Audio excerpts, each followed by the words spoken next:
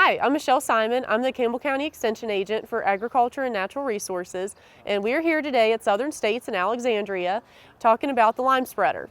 This lime spreader is available for rent for farmers in Campbell County to apply lime to their fields. This video will fulfill the safety training requirement for you to rent this piece of equipment. I'm Patty Dishar with the Campbell County Conservation District. In 2008, Don Sorrell saw a need in the county for a lime spreader. So he worked with local organizations, Conservation District, the County Extension Services, Farm Bureau, and the Cattle Association to purchase and rent a lime spreader. In 2020, Southern States partnered with the district to house and administer the rental of the lime spreader. My name's Joe Bergman. I'm the store manager here at Southern States. And like Patty said, we partnered with Campbell County's Conservation District to operate the lime spreader.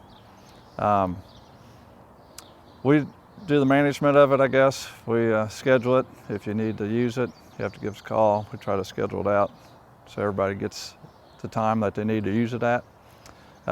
There's a lease agreement we need to sign. It's so many dollars a day plus a cleanup fee if you don't clean it up. Just kind of show it to you here a little bit. You did a tractor that's probably at least 50 horsepower.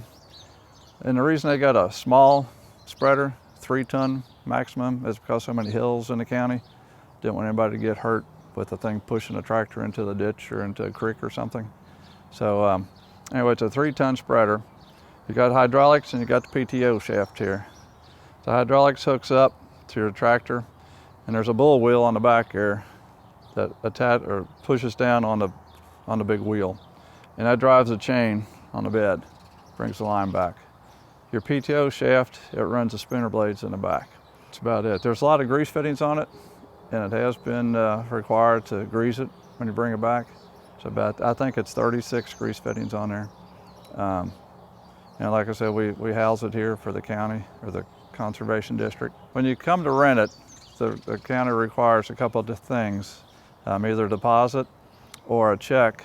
You have to make the check out to Campbell County Soil Conservation District. And you have to have proof of insurance, like automobile insurance. So when you hook to it, so the thing's covered under your insurance policy when you take it from here. And that's all in the lease agreement that everybody needs to sign. Safety is a top priority when operating this lime spreader.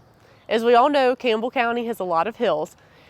50% of the county is considered highly erodible and steep slopes. So bear that in mind when operating this lime spreader. The first thing you can do to keep yourself safe is having a large enough tractor. As Joe mentioned, you need at least a 50 horse, if not bigger, to pull this on the hills and to keep yourself safe and out of difficult situations. Secondly, make sure you're using the breakaway chains that are on the front.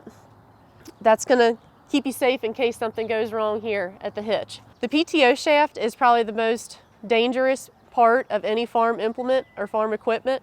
This is hooked up to the back of the tractor and it's spinning very fast. It can catch a shirt, it can catch your pants, it can actually wrap you around this PTO shaft. Most of the fatalities from farm equipment are because of the PTO shaft or the tractor flipping over. So keep that in mind. If that is engaged, stay away from it, keep everything else away from it. If you have to fix something, if something doesn't look right, disengage the PTO first before you get off the tractor to come back and work on anything else.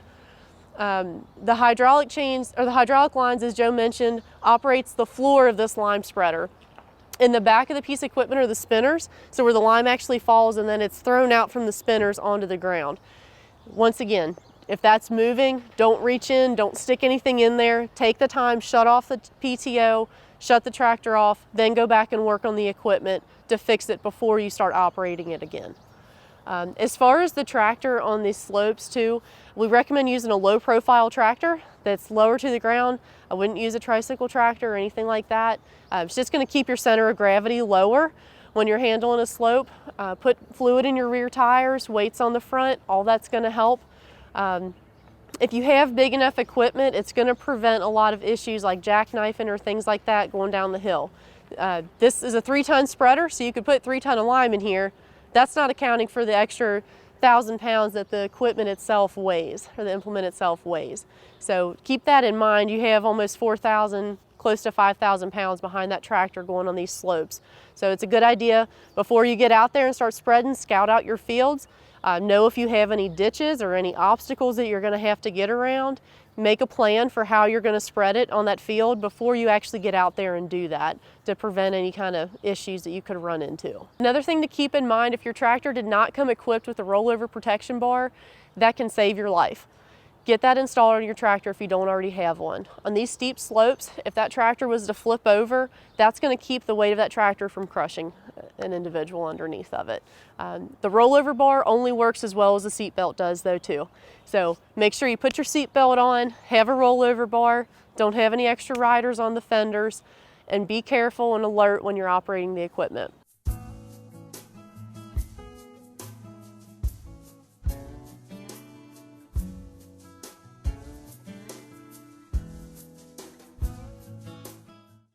We would like to keep everyone safe and continue to offer this opportunity for farmers in the county. So we want to keep everyone safe and operate the equipment the way it's intended to be. At the end of this video, there will be a short quiz to complete to verify that you watched the video, and we hope you have the best of luck operating the equipment. If you have any questions, please feel free to ask.